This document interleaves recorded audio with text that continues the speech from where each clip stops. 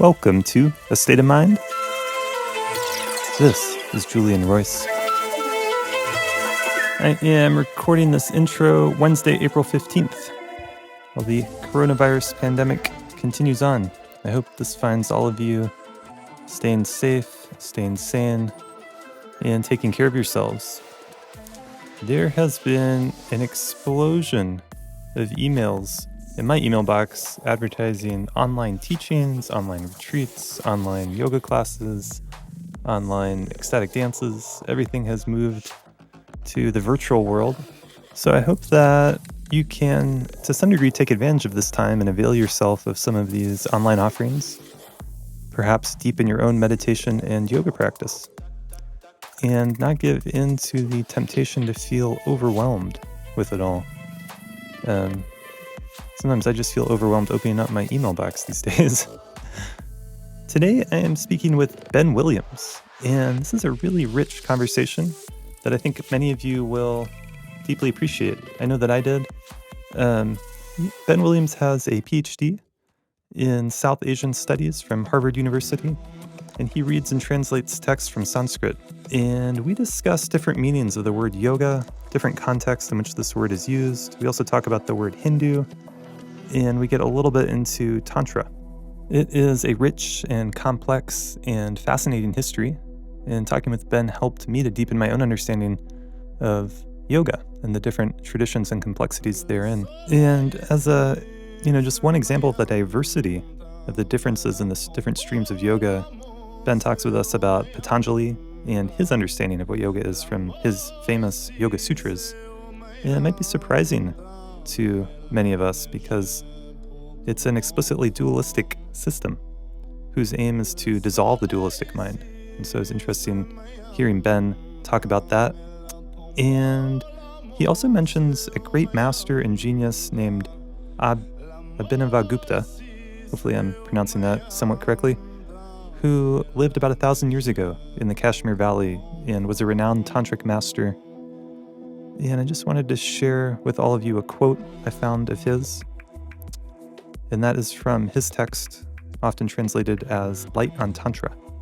And the quote is, "Spiritual experience is what we call it when this divine reality, which we long for, spontaneously unfolds from deep within, without a thought process, suddenly subordinating who you thought you were, which turns out to be a mere reflection in the mirror of your real nature, and continuously revealing ever greater degrees of its glory within the abundant purity of your sacred heart." And that translation is from another scholar named Christopher Wallace. So, without further ado, I bring you Ben Williams.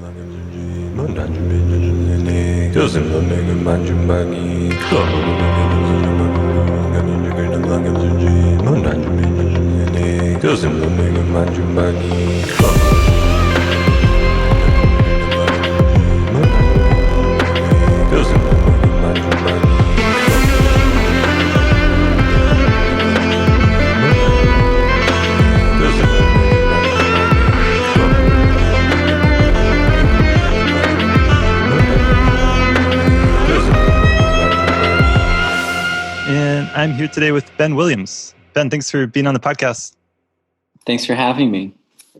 Yeah. And you are a professor at Naropa University, right? That's right. Yeah. Do you want to give us just a little bit about your background and where you went to school and where you come from? Sure. Well, I grew up in Burlington, Vermont for the most part, so I'm a Vermonter. I did extended schooling. I did a BA in religious studies at University of Vermont, actually. And then I did a master's in theological studies focused on Hindu studies at Harvard Divinity School. And that was kind of when I inaugurated the study of Sanskrit language. It was kind of the summer before that master's program. And then I did a PhD in what was originally the Department of Sanskrit and Indian Studies. And while I was in the program, they changed their name to South Asian Studies. Mm. So, and that was also at Harvard University.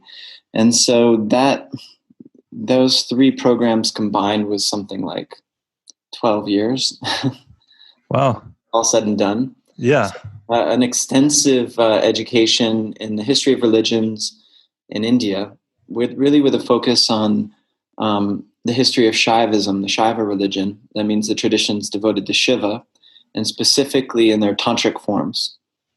My dissertation was on Abhinavagupta, who's a great Shaiva philosopher who's becoming more well known and appreciated, especially in the last few decades. Mm. And he's interesting because he's a kind of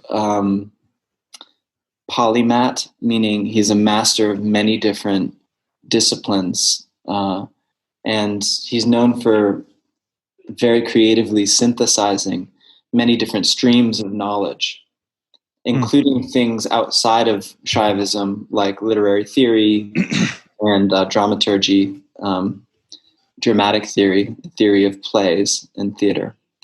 So he about what time was he alive? 950 to 1025 CE. Oh, wow. We can date it very exactly because he dates two of his own texts, and we have a sense of the order in which he wrote his texts as well. And he lived in Kashmir, and my dissertation's about him, but it's also about his context in Kashmir, kind of the intellectual culture of Kashmir in the 10th century, in the 11th century. And because when you kind of understand him in Kashmir and in that culture, his thought really in what he's doing and why he's doing it starts to make a lot more sense. So that was kind of my thesis project, you could say. And then shortly thereafter, I wrote my dissertation in India. I was doing research there, and I ended up just staying and lived there for about 2.5 years. Where in India? I was doing a lot of research in Pondicherry, which is in Tamil Nadu in South India, the Bay of Bengal. But then I was also based in the foothills of the Himalayas in a hill station called Mussoorie, which is not far from Rishikesh. You've heard of Rishikesh, but it's it's up from Rishikesh. It's about 7,000 feet, poised between the plains and the Himalayas. They call them the foothills, but I was actually living at 7,000 feet. Oh, wow. That's even higher than here in Boulder. Exactly. Yeah. So that's while I was there in Mussoorie, I actually had met my wife, who's now my wife. She's from Mumbai, so she's Marathi. And then I got a job at Naropa University, my first job after finishing my PhD. And so I'm an assistant professor at Naropa in yoga studies and Hinduism. That's kind of my title. And I teach in the religious studies department at Naropa, which I know you're familiar with as a alumnus. Yeah. And so I teach courses to master students in religious studies and undergrads in religious studies, but I also teach in Naropa's yoga studies program.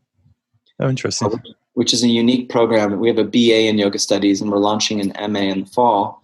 And the BA is the first bachelor's in yoga studies in the country that's been offered. And we've offered it for almost 10 years.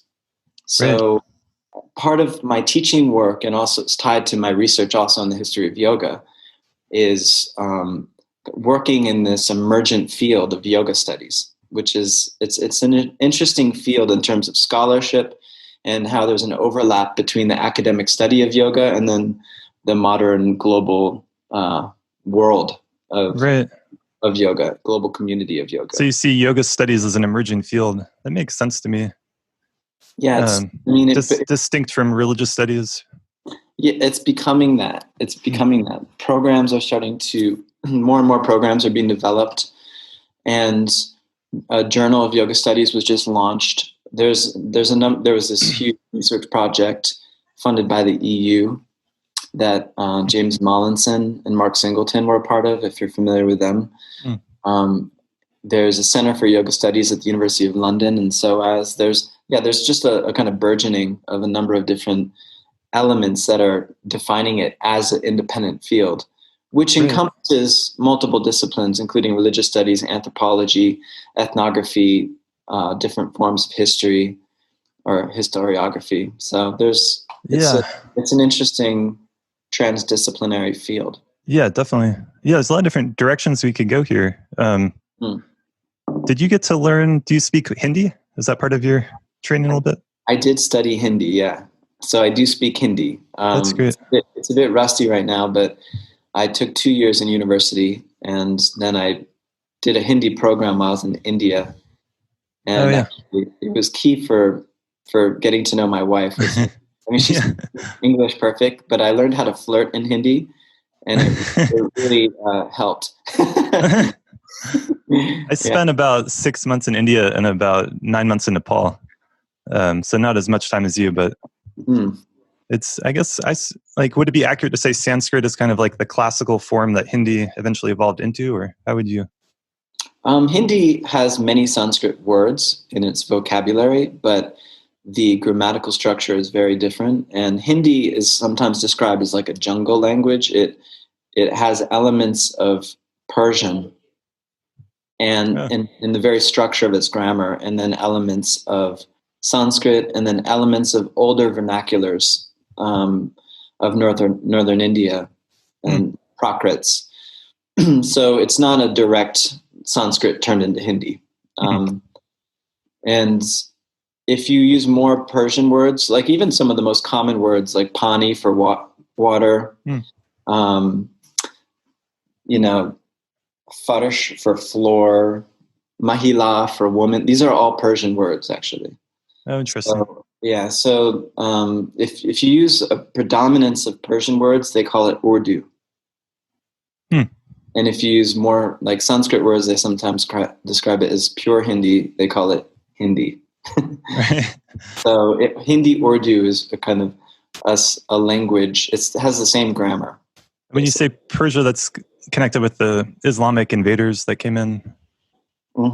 Is that part of the history? The Mughal Empire adopted Persian as its courtly language at a certain point. They actually had Turk and Mongol roots, but nonetheless, Persian was like this kind of courtly language in the broader Islamic world. And so at a certain point in their history in India, they adopted it. But there was other Islamic rulers in India as well during different periods who spoke different languages. But Persian was adopted at a certain point. Right. That's an amazing history. And it's complex. I guess like the question that pops up is when you're talking about yoga, like how would you, I mean, there's so many different ways that word could be used and understood. Do you want to try to speak to that a little bit? Like if we talk about a yoga studies here in America, like what does that mean? What does that look like? Yeah, good question. So yoga studies is basically not taking anything for granted as any academic study. It's like a deep scrutinization of the history of yoga on one hand, and that includes the many embodiments of yogic traditions or the many meanings of yoga. And these traditions, a Sanskrit word like yoga, if you look it up in the dictionary, you'll find like a whole page of meanings, right? Right. And so the idea that yoga means one thing is like the first thing a yoga studies program should alleviate you of that notion. It should relieve you of the notion that there's one tradition of yoga, that there's one meaning of yoga, that there's one practice of yoga. Right. And that's pretty much immediately evident once you have an encounter with the history, any kind of meaningful encounter with the history.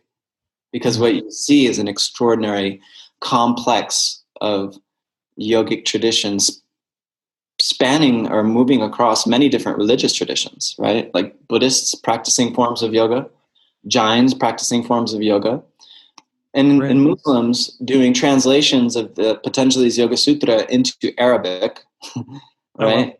Persian texts describing yoga and yogic practices, Sufis practicing yoga, and of course, what we call Hinduism or Hindu-based traditions and the yogic practices found there. But those could be in classical forms, as ascetic forms, in tantric forms, in hatha yoga, in more, broader forms. It could be in terms of Vedanta. So that's just like a quick blush of this plurality.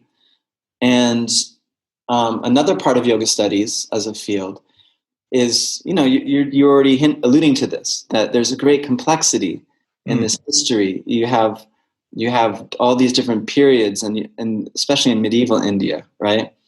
With the emergence of Islamic, kind of Indo-Persian culture that starts to emerge in India, and how that interacts with the earlier traditions that were already present. The history of Buddhism in India. So another threshold is colonialism. Right. So in British colonialism, the presence of the British, there was already Europeans, Dutch, Portuguese, French in India in different capacities, and British, and Jesuits. There's a long history there, but the kind of advent of the colonial period at the fall of the Mughal Empire marks a radical shift in everything that was happening. And it's really during that time that you have the forging of what we call modern postural yoga. Right. And that interestingly, because of the Western influence, has Western influences in terms of physical culture, in terms of its emphases. And it's a kind of response to those colonial forces as a way of articulating an indigenous regimen of physical exercise and practice. So it's this interesting dialectical moment. And then you have to look at globalization. What happens when these yogis show up on the shores of America, as early as the 19th century? And what happens when yoga actually enters into a completely new social, political, cultural, historical sphere and lineage, or right context? And the answer is a lot happens, right? A lot changes, a lot adapts. And so this is a whole area of study in itself within yoga studies, is yoga and globalization and transcultural flows. Right. And you can do this with anything. You can do it with Buddhism, right? If you look at the Western reception of Buddhism, and how do people practice Tibetan Buddhism in Colorado, right? For example. Right, versus Tibet 100 years ago. Versus Tibet, yeah, exactly. Or even Tibet now, yeah. Or even Tibet now, exactly. Or, yeah, so that's a really short kind of look at some of the broad sketch of certain elements of yoga studies, I guess. Yeah, it's so complex. It feels like one of these things, the more you learn about it, the more you see all these nuances and different ways the word yoga has been used. I mean, would people, do you think in India 500 years ago say, I'm going to go practice yoga now? Like that kind of sentence probably wouldn't come out of their mouths in that way. Probably not, yeah. And another thing that brings up is the notion, is yoga a practice, something that you practice, or is yoga a goal, i.e. a state that results from certain practices that lead to it? And it seems actually earlier on, it was more of a goal. That's how it's first taught. It's a goal. And all these other things that you do to lead to it are called angas often. And anga is translated as limb of yoga usually. But actually a better, more accurate translation is a support or an auxiliary, or something that actually leads you to yoga, which is independent of the anga. So even the Ashtanga, the 8 angas of Patanjali, but there's many other anga systems, by the way, that are taught in pre-modern India. That's how do you spell that word, anga? A-N-G-A, but you need a dot above the N. Okay. For transliteration, anga. Anga, yeah. So that's often mistranslated as limb. If yoga is understood to be a goal, would that goal be union with God or ultimate reality? What does that mean? It depends on the tradition. Yeah. And so we get many articulations. Many traditions describe it as some kind of union with the deity, with the central deity of that tradition. Other traditions describe it as a goal which is a complete dissolution of all thought and in mind itself, a dissolution of mind, without any kind of deity in the mix per se. Well, that's an interesting way to understand it. Like that your mind itself would kind of dissolve. Yeah. Yeah. Arguably, that's pretty much how Patanjali understands what yoga is. Interesting. Yeah. It's the dissolution of the mind. I mean, he defines it, yogas chitta vritti nirodha. This is a classic definition a lot of people know. So chitta vritti nirodha is what yoga is. And nirodha means the cessation of chitta vritti, often the activities of the mind, the turnings of the mind, people sometimes translate it, right? Vritti. However, it really comes to mean not just the activities of the mind, but the mind itself, both. And so, yeah, for potentially, it's when the whole structure of the mind kind of dissolves. And would you understand that as like the structure of the mind, like subject object, like this idea of a separate self dissolving? Is that one way to understand what he's talking about? Well, okay, for Patanjali, so just keeping clear what we're talking about. For Patanjali, and he follows a certain philosophy and metaphysics, right? And that metaphysics has to do with how he understands the nature of the self, how he understands the nature of mind, how he understands the nature of the world, right? And all of that is foundational for understanding what yoga is, what it's for, how it's embodied, etc. So for him, we all have an eternal, immutable self that is basically consciousness. And immutable means it's unchanging. It's forever beyond change or action. And being beyond action means being beyond the whole realm of karma. Well, it's like outside of karmic discourse, you could say, right? Or being involved in karma. And because we have this witnessing consciousness, that's why we can become free from karma, because we can learn how to rest in it. Learning how to rest in it is what yoga is, basically. It's avasthanam. It's this resting or abiding in the swarupa, in the essential nature of the drashtr, the seer, the seeing, witnessing consciousness. But what's interesting is, what is this self? Well, I've described its qualitative features, but it is actually individual, meaning you have your self and I have myself, and they're ontologically distinct. They're separate. So Patanjali is a dualist. And then there's the world, which includes all mind and matter, which is a completely different thing and is totally real, actually. And that's described as prakriti. You could describe prakriti as kind of the world of the manifestation of mind and matter. Is there the metaphysical understanding that the world matter arises out of this mind? Is that part of? Yes. The world, the kind of manifestation, we can call it, right? And it includes all mental and physical things. It kind of, emerges out of, is a good way of describing it. It kind of rolls out of this prime matter called mula prakriti, right? And that's all separate from ourself. So the thing is the problem is, before I get into those details, the problem is the self, which is not what we normally identify with, by the way. It's not Ben, it's not my mind, it's not my personality, it's not my history. Just the pure light of my witnessing consciousness, which is eternal and unmoving, unchanging. That self identifies with the intellect, the buddhi, this kind of discerning faculty of mind. Once it identifies with that, misidentifies with it because it's not that. That is this fundamental ignorance of vidya. And here the language, it's seen as the root klesha. Here the language follows very closely the 5 kleshas of early Buddhism. There's a lot of influence of early Buddhism on Patanjali.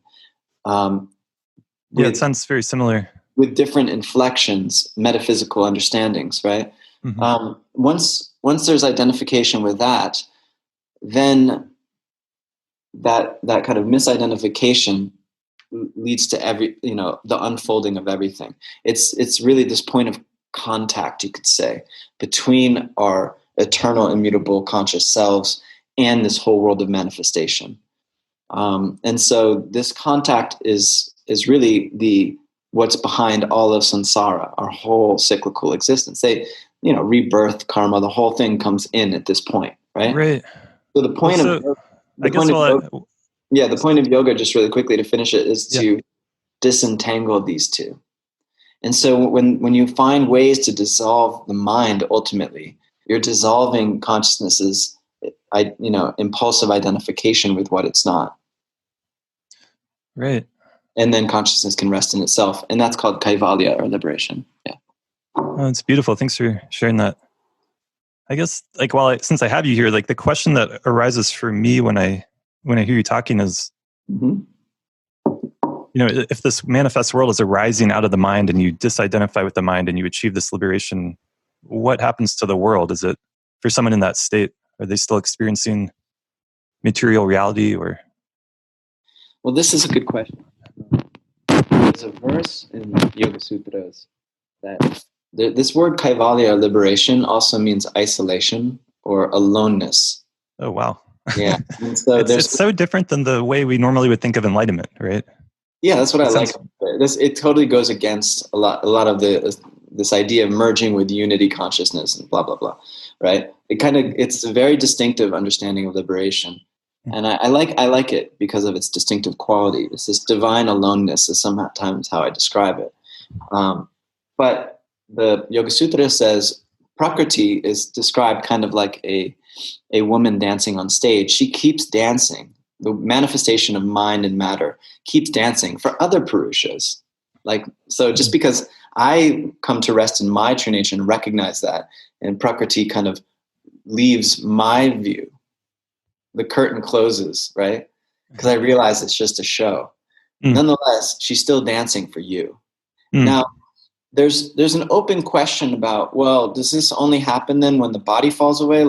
If I'm liberated while alive, am I still experiencing the world while I'm liberated, right?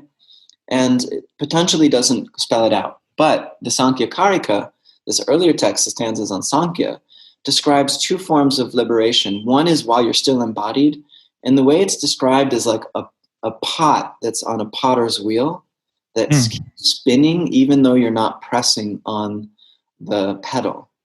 And so the idea, or a classic example of this is, it's like there's no new energy going to adding karma, but there's still the past momentum of your past actions, right, which are preserving your body. So like you unplug a fan, and it keeps spinning for a while. Right. And that's some form of liberation, meaning you're not accruing any new causes for condition or future embodiment. But then when your body falls away, that's seen as this atyanta, this complete form of liberation. Now, this is not quite the same idea of jivan mukti, which emerges later, which is embodied liberation. In order for there to be embodied liberation fully, there's different ways that that's articulated in different yogic traditions and tantric traditions. There has to be a kind of reevaluation of the world, the manifest world itself. And that's what starts to happen. But these traditions are ascetic traditions, or they're people who have renounced the world. Right. That's very clear in your description of it. And it very similar to, I think, Theravadan Buddhism, where the Buddha talked about, there was some story where he got a headache after he was the Buddha, and people are like, how can you get a headache? And he's like, oh, there's past karma that's still happening until the body falls away. Yeah, and he had back pain, and one time I think he fell on the path. Really? He tripped and stumbled. And later Buddhists actually, they talk about this. They're like, how could that happen? How could that happen to the omniscient one who's perfectly liberate, right? Right. Who's perfectly awake. And it's actually an interesting kind of theological discussion and inquiry. How is that possible? Yeah. Buddha have back pain. And I think the fact that they actually debated about that is just fascinating. It's interesting. Yeah. It makes me feel better about myself, even the Buddha had back pain. So it's okay if I have some back pain too.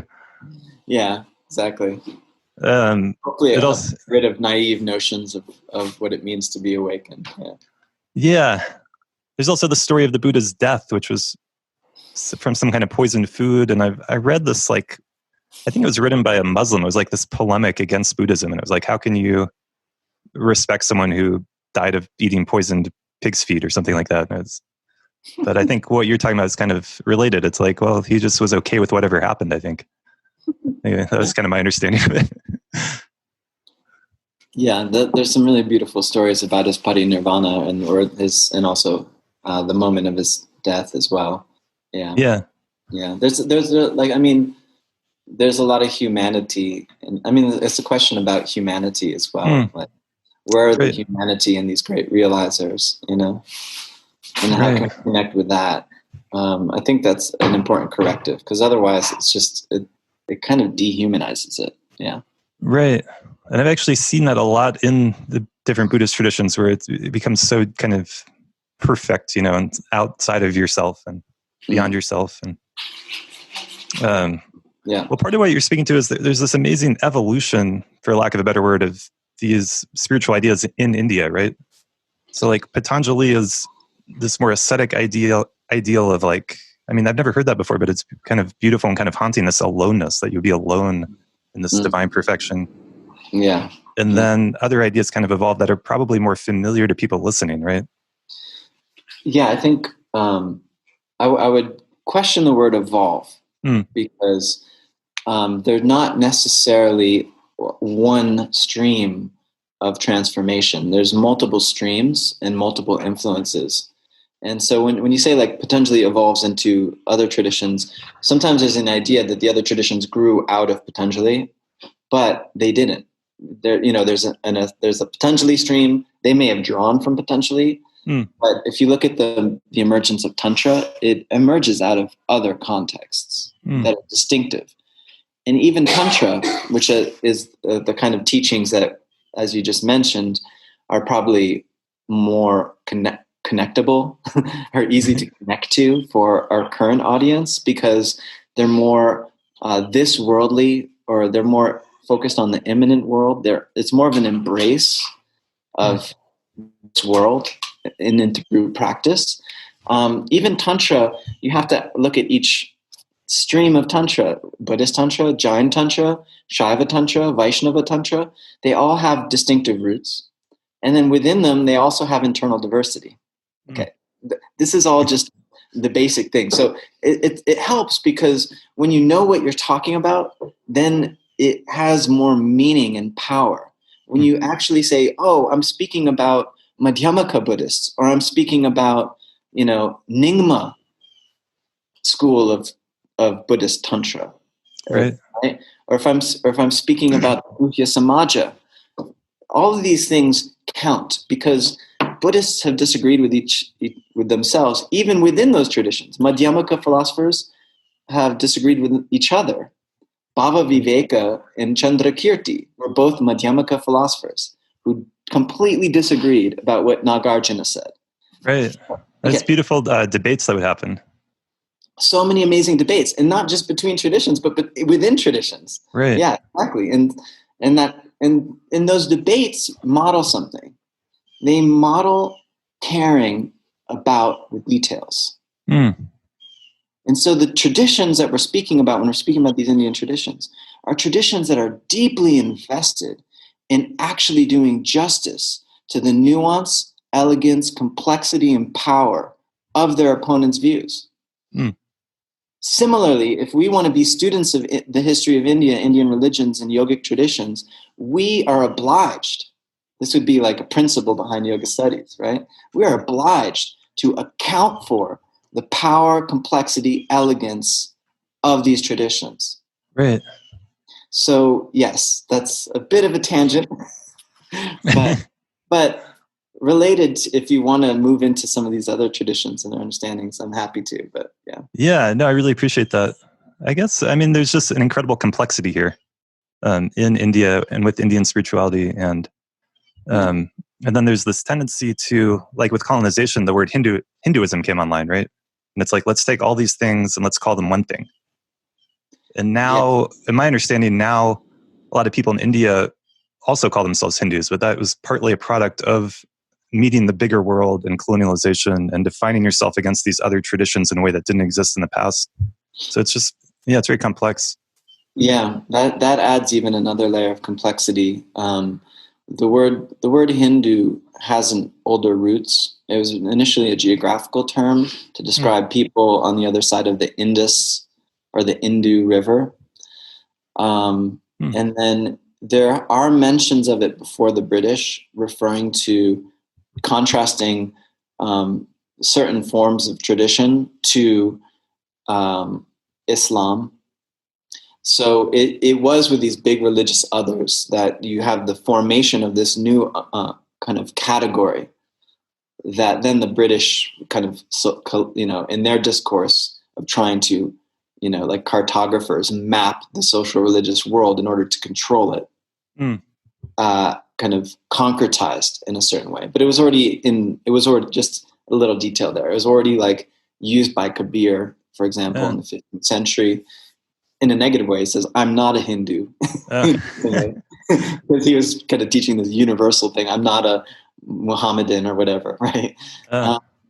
So that term is very concealing, because what it does is it conglomerates all of these different traditions into one religious identity, and those were actually different religions historically, and so it conceals the complexity that we're talking about, and it leads people to start thinking in cookie cutter ways about Indian religion. Hindus believe X. And the same problem happens with Buddhism, but there's so much more internal diversity within what we call Hinduism, because it includes traditions that didn't see themselves in part of the same tradition. Right. That's fascinating. However, they have more in common with each other than they do with Islam. So therefore, that's how they became kind of compartmentalized in that way. Yeah. Right. Yeah. It's all very complex, but I would just say, Julian, that actually anything that you study leads to this level of complexity. India is not unique in the sense. If you studied like Christian monasticism in the 8th to 12th centuries in Europe, you're going to find the same level, their relationship to Greek thought, all of these different things. You're going to find the same level of vast complexity. So it's more of a feature of the universe and the process of education, right? And to embrace more and more complexity in our life world as a good thing than it is actually about India in particular or yoga in particular, right? Look at Chinese civilization, right? Like same thing, It's absolutely vast. If you start to tango with any civilization. Yeah, no, I think that's true. Yeah, get ready for, Well, let's jump into this word Tantra. Okay. And talk about that a little bit, and maybe some, I don't know, whatever you want to offer. I mean, there's a lot of, I think, ideas people have about it. But if you start researching yoga, you often read or learn how that arose or was connected with Tantra and the tantric movements, and especially what we think of as postural yoga to some degree. Right. So Tantra within the history of yoga, would that be a fair way of approaching this? Or? Yeah, I think so. One question I have about it is, we often hear Tantra kind of developing historically. I'm not sure what you would say, like maybe 5th century or between the 5th and 15th century was like some kind of golden age of Tantra. Yeah. But I'm actually sympathetic to the understanding that a lot of the elements of it were already present way before that, Okay. I don't know do you have any insight on that? Like, Sure. So roots of Tantra? Yeah, like some of the roots of what came to be called Tantra may be much more ancient than 2nd or 3rd century of the Common Era. So, for Shaiva Tantra, I mean, I think if there's certain tantras in Buddhism that are dated very early, like the Kriya Tantras and the Charya Tantras, they're called, but they're very different than the Yoga Tantras and these later tantras that emerge in Buddhism. And they have a lot of different spells and this kind of thing. Absolutely. I mean, one thing to say is that, so let me just finish that thought. And then in terms of Shaiva Tantra, the earliest Tantra, the Nishwasa Tattva Sanhita, is dated between 450 and 550. And so if you imagine that text didn't emerge ex nihilo, there might be there's important earlier precedents. But nonetheless, what's interesting is that with these tantric traditions, you have the emergence in a certain moment in history that's, not that early. It's not like the time of the early Upanishads or something, right? A sudden emergence of a new identity and new scriptures, new revelation. And these new revelations are always seen as more powerful, more expedient, and giving more definitive form of liberation. And in some senses, kind of making the earlier scriptural traditions, all of them, whatever horizon they're looking back upon, not necessary, or just a stepping stone to the ultimate truth, right? And so you do have a novel emergence in these traditions. Of course, they include many elements of earlier traditions, tons. But the question is, what are the distinctive features that are not found in those earlier traditions? That would be the way of just defining it as a new phenomenon, right? Right. So part of what you're talking about is these tantras were like revealed scriptures that came about? Yeah, exactly. They were these new revelations, these new scriptures that came about. And this is really important piece for understanding this, a new threshold of an identity of a tradition. These traditions, are all kind of cohering around revealed teachings. If it's a Buddhist tradition, then it's some tradition taught by the omniscient one, right? It's right. Buddha Vachana, or transmitted through a bodhisattva, and maybe it was lost, and then, or some earlier Buddha, like with Mahayana Buddhism, like suddenly the cosmology expands, right? Right. In these Shaiva traditions or Vaishnava traditions, it's a new scripture taught by Shiva, right? Or taught by Vishnu.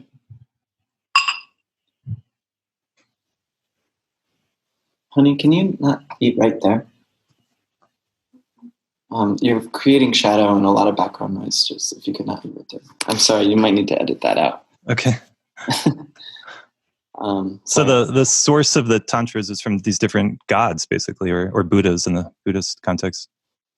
Exactly. That's the traditional understanding, is that they're actually taught by the gods. And you see this in the earlier, in the Puranas, which kind of co-arise with the tantric tradition, which are more popular texts. There's also a similar understanding that God is the author of these texts. It could be Brahma, could be Vishnu, could be Shiva.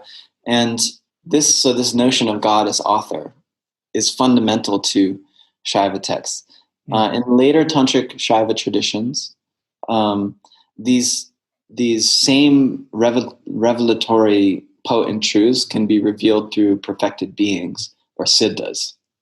And sometimes that can be in a kind of unmediated, sudden fashion. And this is akin to what we see in the Tibetan tradition with treasure texts, right? Oh, right. Right. So that it doesn't necessarily have to be like Gautama Buddha who taught it, or Akshobhya Buddha who taught it. Suddenly it's just a siddha knows where to find it, or it could be a mind treasure, right? So you do have this shifting understandings of revelation, which I write about in my dissertation. But yeah, one novel element that distinguishes this tradition is a new threshold of scriptural identity. And these are scriptures that have teachings and mantras that are deemed more potent and more liberating. And so and they kind of outmode the earlier scriptures. And so if they're Vaishnava, Shaiva, or Shakta, to the goddess, then that means it outmodes the Vedas. I see. Yeah. If you're Buddhist, it means it outmodes the monastic Buddhism traditions and Mahayana as well. It's like getting the new iPhone. Yeah, exactly. Yeah. So there's always a play of continuity, you could say, and then also novelty. But it's a pretty major shift. There's a lot of other kind of key features I could share, but let me just check in there. Yeah. Yeah. No, I appreciate that. I mean, so then they're kind of emerging during this time period, and well, one of the key features is the role of the guru, right? I mean, that feels like Yes. worth talking about here because many people who are drawn to yoga and meditation in today's world that I see aren't very drawn to devoting themselves to some guru. And in fact, I mean, that's become more and more looked down upon. I think there's been a lot of scandals. Yeah. And that's come up on this podcast quite a bit. So Mm-hmm. I just see that as like one of the major cultural shifts that's happening in this whole realm. Yeah. But maybe you could speak to that a little bit. I mean, historically, the guru was the one you would receive these practices and teachings from, and they were kind of synonymous with, they were someone who had realized God or Buddha themselves. They were kind of that equivalent in the flesh. Yes. So there's a couple of reasons why in tantric traditions there's this greater emphasis on the guru, on the teacher. One is because, first of all, in India, the teachers and gurus are respected everywhere, much more than in the kind of modern world. So even your math teacher, or even your cricket guru, or whatever, or your music teacher, there's much more of a basic foundation of respect and deference in the culture. In tantric traditions, this turns into even a worshipful reverence. Why? Because not only does the guru teach you these new revelations, so the guru is the teacher of these scriptures, and the potency and power and sacrality of these scriptures is so cherished, and it's literally coming through the guru's speech, the guru's mouth, the guru's word. The guru explains these truths to you. The guru gives you the mantras and empowers those mantras that are taught in these as well. These mantras have to have potency. And the potency of the mantras in certain traditions is tied to the fact that the guru has realized the potency of the mantra in its fullness. But even more important than both of those is the fact that the guru gives you initiation. In Tantra, initiation is what distinguishes tantric traditions, all of them, from in the earliest tradition. In this tantric age you described, they're initiatory traditions. That means they're only for initiates. You can't hear the scriptures until you have initiation. You can't receive the mantras. You can't do the practices until you have initiation. And the guru is the agent of initiation. And this initiation is seen to be liberating in itself. It's an empowering initiation. It's not a ritual of entry or a formal entry into a community like initiation could be in other contexts. It's actually an extraordinarily powerful purification of your entire being and all your future karmas. Right. And that it's a moment and a process of many lifetimes. And by going through this initiation, it's the guru who orchestrates the entire process, whether it's more of a ritualistic form or more of a kind of sudden mystical transmission through a simple glance or through active speech or an active touch. Oh, wow. And so it doesn't have to be in a formal ceremony. It doesn't, no. I mean, in certain traditions it does, in other traditions it doesn't. Yeah. In the traditions where the enlightenment of the guru is a foundational requirement, it doesn't need to be a ritual, as they kind of bypass that. So therefore there's and when the guru acts as the agent of initiation, they're really acting as the power of grace in Shaivism, the power of grace which belongs to Shiva. And so there's a constant in these non-dual Shaiva traditions. I mean, everyone's one with Shiva, but the guru's actually cognizant of that fact. Right. And so that leads to a certain extraordinary kind of interpersonal situation of deep reverence.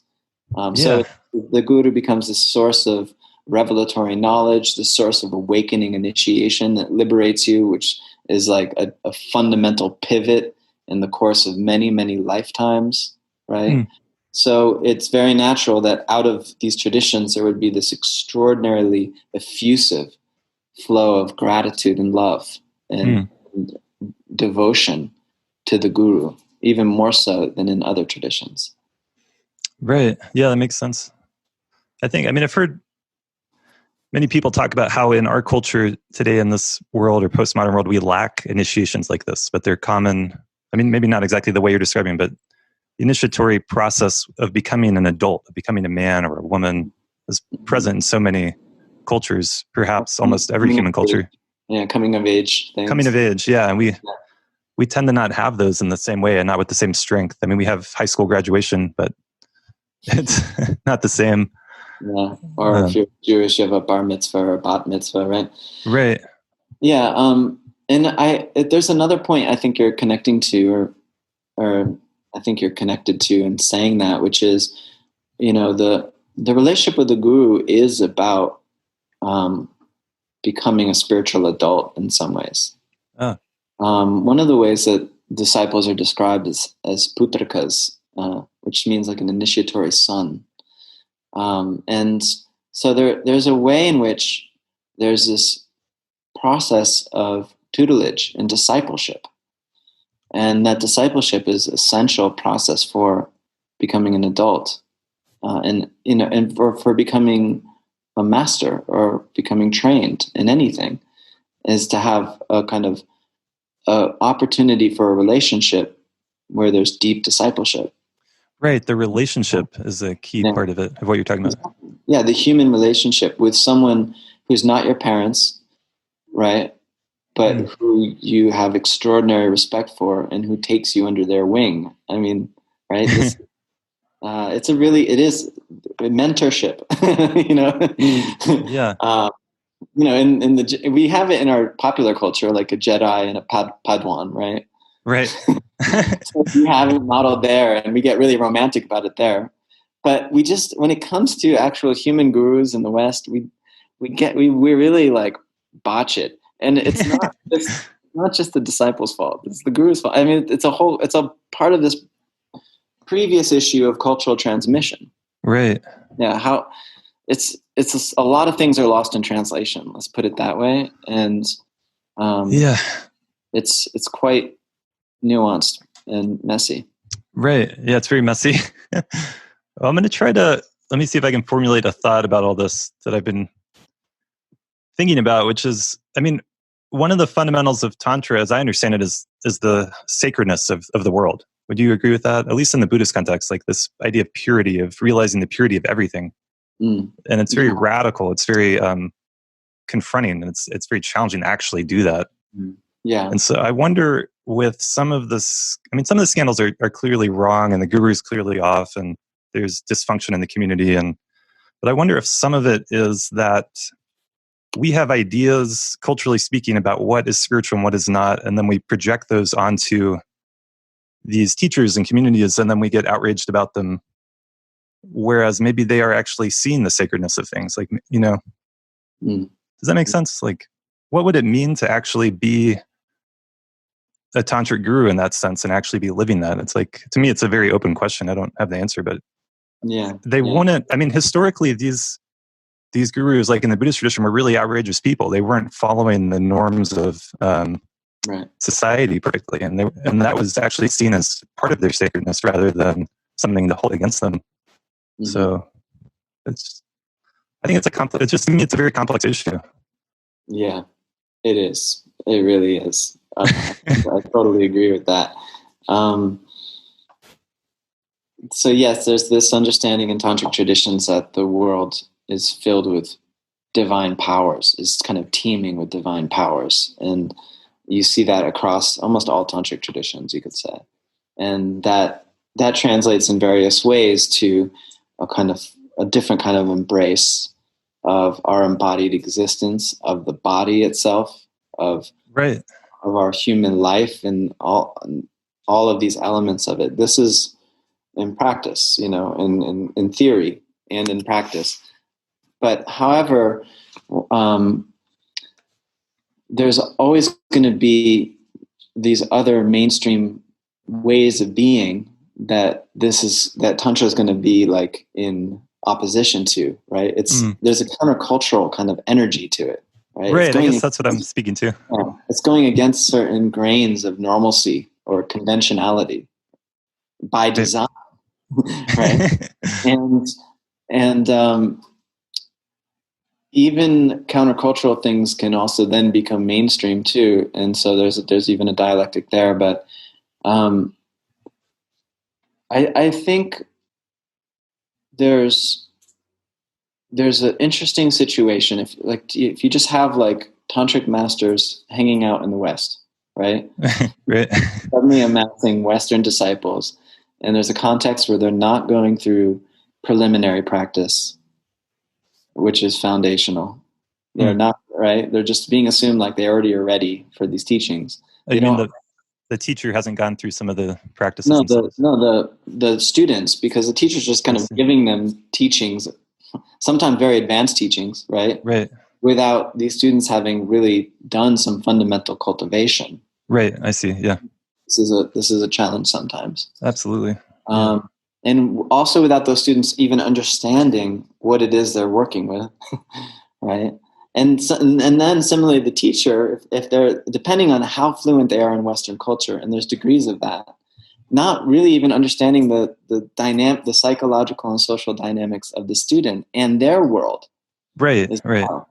And so you have this like way in which these things are starting to get to know each other, and all these things are happening. Yeah. And I think part of it is that on one broad pattern in terms of a cause for some of the confusion and pain is definitely this very naive notions of what a guru is from the audience kind of Western side. What do you see as some of those naive notions? I think one is that the guru, if they're enlightened, it also means they're morally perfect. Oh wow! Yeah. I mean, or like, you know, that they know or unconscious of everything, and are therefore able to avoid harm in every single level. Well, part of the fault for that has to lie with the tradition that's teaching that they are omniscient or that they do know everything. I mean, at least in the Buddhist tradition, that's taught pretty explicitly. Absolutely, but this is a really interesting crux. Omniscience. What does omniscience actually mean, practically speaking? You know, I think it means on one hand that the teacher has a liberated contact to the omniscience that is this just Buddha mind or Buddha nature, right? In the Buddhist context, that there's an unbroken kind of connection to that or realization of that. But that doesn't necessarily mean that they're going to be morally perfect based on all of the standards we place upon that in a Western context. And that doesn't mean that they're not a human being. And so the question that it just seems people have a real challenge with is, how do we embrace the humanity of the guru and the divinity of the guru at the same time without trying to just say they're either divine and perfect based on these unreasonable standards, or they're a complete, like, terrible human being. Either or. And never do the twain meet in a kind of nuanced, complex way. Right. Can we have a more mature discussion here? Like, that's what I feel like you're trying to do right now. Yeah. Yeah. And, you know, I've been very close with communities that have unraveled, and I know that there's very deep pain that emerges from some of these hierarchical structures. And I know that because there's so much trust put into these teachers, there's so much vulnerability. So the level of damage can be so much deeper. And I know that needs to be reformed. And it's like, if we haven't learned our lesson at this point, that has to happen. Like, what is wrong? You know, there's been so many case studies again and again that it is starting to feel like a bad dream. Yeah. Yeah. So it's not to negate any of that, It's not to in any way negate any of that. It's just to say, what are our expectation structures that cause these falls to be so dramatic and sharp in the very first place? And how is that built up? There's a certain social psychology to this. That's how is that built up so much? Yeah, there's a real social psychology, and it keeps playing itself out over and over again. And it's easy to be cynical and just reject the whole thing. Or absolutely, yeah. We need to go beyond the age of the guru, and the guru occupation is done forever, and these kinds of things. And then you say, okay, and now we live in a world with no mentorship. Right. And for me, anyways, mentorship has been like the most generative human relationship in my life. On every aspect of my life. So is that true, like academically and spiritually? Academically and spiritually, it's what's given the most meaning and beauty to my life, is that relationship of being a mentee or being a disciple. And so, studying these things academically and studying religion academically also has given me the ability to remain critical. And keep my eyes wide open, and not try to cover up things that are uncomfortable, about traditions. And that's I think crucial, vital, Absolutely. Yeah. Well, maybe, I don't know, working towards a new understanding of what a guru or teacher or mentor is part of what the process that needs to happen. And looking at our expectations around it, and because it's easy to make the guru into the bad guy and then everyone else into a victim, and it's like, who gave that person all that power? Well, you guys did, right? The community that's now outraged, and that doesn't take away from the hurt that happened, but it's I don't know. It just keeps playing itself out over and over again. I mean, do you think this was true in the past in India? Was some of the same dynamics happening, or?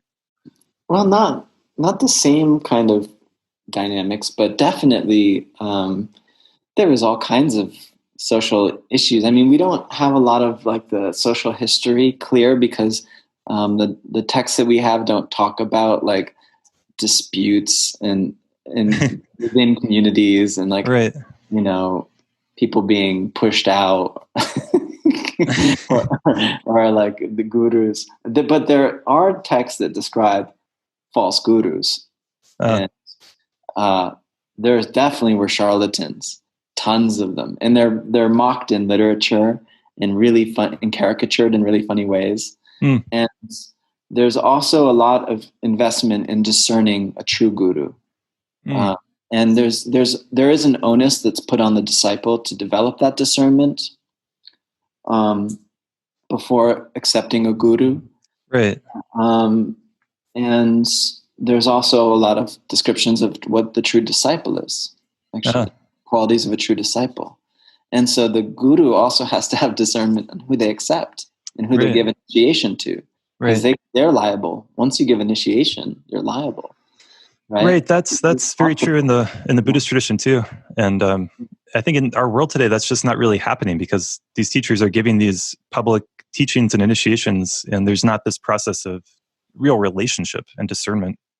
Exactly. Yeah, there's these, and it's part of a broader, you could say, like the making of education into a public part of life. Like education itself has been kind of universalized and under the understanding of a certain kind of humanism, right?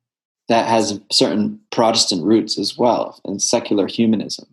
And so in that context, this idea of like ranking disciples or saying certain people have capacity and other people don't, it kind of tastes off, right? For our own value system. But there still is a question about how do we make meaningful distinctions in different ways in which knowledge is transmitted. And the whole thing about tantric traditions is it was never meant to be transmitted publicly. The esoteric truths were not meant for public consumption. And in fact, there's always an understanding that they would be dangerous if they were done that way. Wow. Why? Yeah, that's such a good point. Yeah, because you need extraordinary preparation for working at this kind of level of the psyche and all these practices and this kind of potency and these kinds of mantra deities, et cetera, et cetera, et cetera, right? Right. These were never designed in a kind of for a democratic public offering. Yeah. Well, I think And that's really, really deep what you're saying, that our society is structured around democracy and equality in a way that these ancient societies weren't. And that yeah, yeah, interfaces with our spirituality. yeah, yeah. And I personally embrace democracy as a beautiful thing. It's much better than some kind of tyrannical like power, hierarchical power structure. But it's just appreciating some of these distinctions. I think helps to see what happens when they are transported or imported to different contexts, and Yeah. that's why there's probably a lot less explosions in the same way that are so dramatic, because the community is better pruned, you could say. Yeah, I see that. I also see the beauty in making teachings accessible to everyone, and that we all do have Yeah, the potential to benefit from them. And absolutely. And the tradition itself does do that in India as well. I mean, the Kula Marga, the Kaula traditions make texts less sectarian in their focus and more open. You see this in the Shiva Sutras, for example. It's not tied to any sect. It doesn't give any teachings on an initiation. You see it in the Spandakarikas, the stanzas on vibration. You see this opening to a broader audience. And this idea that these teachings are universal, you see this in non-dual Shaiva philosophy. So I don't want to just say that this is all kind of esoteric, cloistered, initiatory, secret teaching for small communities, right? Within India, there were these movements to translate these teachings into broader offerings. But there was always also an understanding that if you go deeper and deeper and deeper into the kind of inner core of them, it gets more and more radical. Right? Yeah. And more radical means, way outside the context of our conventional experience of the world, and therefore, in a certain sense, unassimilable to the conventional world, to our broader social democratic world, right? And that's interesting, this unassimilability. Yeah, that's fascinating. Yeah. I'm just riffing right now. But No, it's just, yeah. Alongside you, I'm appreciating our rap. Well, I think what I've studied mostly is Buddhism and Tibetan Buddhism. And in Tibet, there was definitely a mainstream kind of society. It was very monastic. And then there were these yogic practices where people would go alone or with a small group. And they would find, like it says in the teachings, like go find a place where no one will see you, no one will hear you. Yeah. And do these practices for a period of time and then kind of come back to society. So it's just fascinating to think about. I think part of what is going on in our culture is we have access to more and more wealth, more and more technology. We have access to more and more teachings and more people and more information, but there's been a lack of like deeper relationships. And so it's like these deep personal relationships, like with family and with mentors and with community, that in the past could be kind of taken for granted. Like you would grow up and you would know people for decades, your whole life, you would know the same people. And now in our world, we move around so much, we meet so many people. And when people are teaching, they're doing it online or in groups of 100 people or 1,000 people. And it's a very different situation. And I think that we are starving for this more personal connection. And I think that's where some of the scandals are coming out of. Like we really want that and we don't know how to get it, and then we're hurt. That's part of what I see. Yeah, that's a powerful insight. Yeah. And part of that is we're untethered from tradition too. We're untethered. We're untethered from tradition, the power of traditions, the coherence and communal aspect of tradition that makes you feel like you not only belong to a social group in a very clear, intimate way, but to a lineage. Right. A lineage that goes back into time, a human lineage, like a lineage that's primordial. Right. And so I don't even think we fully grokked yet the implications, because it's difficult to appreciate what it's like living in lineage. Right. We Yeah. haven't really grokked what it means to be totally untethered from lineage. Yeah, and it's not just, I mean, it's our families too. Like if I ask someone, I do this often with someone, a friend, I'll ask them where they're from, where their parents are from, where their grandmother was from. And often they don't know, like I was just talking to someone the other day, they didn't know where their grandmother was actually born, like which Yeah. state. And they're like, oh, I'm gonna reach out to her and ask her. But then what Yeah. about your grandmother's mother? You know, and in the past, people knew that kind of thing, and they were connected with the land and a place and a culture. Yeah. And for me, like however many retreats I go on, however immersed in a particular community I am, it's like, you know, I'm not Tibetan. I'm not from that part of the world. And can I Mm-hmm. really feel like I am a part of that lineage? I mean, yes, I can, but it's also, in some ways, I'm not. Like culturally, geographically, I'm not. Mm-hmm. Maybe if I believe in past lives, that you know you can make a connection that way, but it's hard Yeah. to Right. sustain a belief in that in our modern world. Clearly, you were Tibetan in a past life. I mean, Clearly, all I'm just waiting to be recognized by someone. exactly. Yeah, I think there's the genealogy or genealogical history that is in our very DNA and cells, you know, that we're not awake to or aware of, those pasts, and that's really important. And then yeah, just I think it's somewhat a feature of modernity, this emphasis on the new and the novel Right.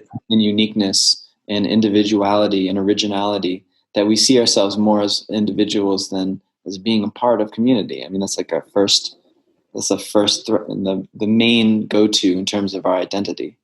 Right. Then that's reinforced at every single turn. And so it's hard for us to see ourselves as inherently, naturally embedded in deeper contexts, Right. which we are, whether we experience that or not. Mm, And that's a good so, point. so I think it's important. There's different ways to reawaken to that, but I see this as like actually an awakening to the process that we're in, the history of the processes that we're in, which is really important. Which brings us back to yoga studies. No, just kidding. And our master's program. Yeah. No, Well, I mean, you're talking about yoga studies. It's like, I think that we should have an attitude that someone can learn and practice yoga, and that can be their tradition, and they can belong to a lineage, and it can be in it. Maybe, yeah, obviously, it's going to change, like an American spirituality, an American yoga, like that. I don't think yeah, we should be embarrassed to talk about that. absolutely. I think this is something that this is a kind of literacy that develops when you study these things. Is that you don't. It's much more interesting and engaging to approach it that way than to Hmm. say you have authentic yoga and then this, you know, unauthentic or non-authentic version, right? Right. Inauthentic, right? That is just purely a kind of Orientalist creation that doesn't actually connect to the tradition. That this you hear this sometimes, right? Hmm. And so it's the wrong rubric to look at. It's the rubric of authenticity, which assumes that often it assumes that you have a static tradition in the past Hmm. that was the authentic one. And then that was somehow changed in a way that made it lose its authenticity or meaning or power. Right. But actually, and if you scrutinize that, you have a dynamic tradition always, including in the past. And this is how human traditions work. They constantly adapt to new contexts, and it's the dynamism of them that's actually quite interesting. That's how they refresh themselves and make themselves continually relevant and meaningful to the communities in which they land. Does that mean that they change radically over time? Yes, they do. They definitely do. Hmm. It's not the same thing. Does it mean that we can not study the past and forget about it? No, because I think the more you study the past, the more you appreciate that dynamism, and the more you do feel connected to that whole tradition. You Hmm. can actually see it. Even if there's such a new emphasis and a new expression of it, right? You start to see this extraordinary process that you are a part of. Hmm. You know, going back to this earlier conversation. Right. Yeah, we are a part of it. Yeah. We are a part of it, you know, and so and there's also just this gesture of hospitality and grace in actually caring to learn about what we've received from other contexts. Right. Right? The gifts we've received that have been transformative for our lives. There's a certain kind of gesture of hospitality and intercultural grace. It's a grace to want to learn more and then to want to serve those communities. And so it's not just to take these things or their transformed forms and profit from them and use them to our own end and remain ignorant of the roots. It's rather to continually learn, expand our understanding, be ever curious, be curious how we can find ways to serve these traditions. Yeah. And yet also embrace the fact that they're constantly changing. Yeah, I like that. That's beautiful. That's very subtle. That's a lot of steps right there. But that's sort of what I'm seeing as a way forward. Yeah. Yeah. Well, it is subtle, but I don't know. I just think about someone, your average or typical person going to a yoga class, they could start to feel like they're part of something bigger and appreciate that and carry that on. And well, great. What are you doing these days are you doing research these days? And yeah, I am. I'm doing so much research, but I'm not finishing any of it. Okay. I have my research folder open right here. I have about 5 articles that I'm writing at the same time. I'm translating a number of texts. At some point, I'd like to turn my dissertation into a book. I haven't really worked on that in earnest. And I'm doing a lot of reading with other scholars around the world, and just collaborative projects. But so far, we haven't produced anything. We just read. And I kind of like that. I just love reading Sanskrit texts. So, so I could speak about so many different things that I'm researching and working on. But because I've been launching this master's program and teaching full time, there's been a lot of energy going into teaching. So I haven't had the time to really bring these things to fruition yet, but stay tuned. There's some really exciting things on multiple fronts that I'm looking forward to publishing. Cool. Yeah, that's great. Is it true that, what percentage of the Sanskrit literature has been translated into English? It's quite small, right? Very small. Yeah. Very, very small. There's thousands and thousands of texts that have never been translated. That's amazing. Yeah. And there's many of those have never been edited, meaning they're just in manuscript form. And so that's exciting compared to if you look at Greek literature, where it's all been worked on and translated, Oh, wow. Yeah. There's centuries of scholarship on all of it. And there's much less of it quantitatively. Really? There's many, many, many more Sanskrit texts than there are ancient Greek texts. So it's an interesting counterpoint. Yeah, it's a very young field.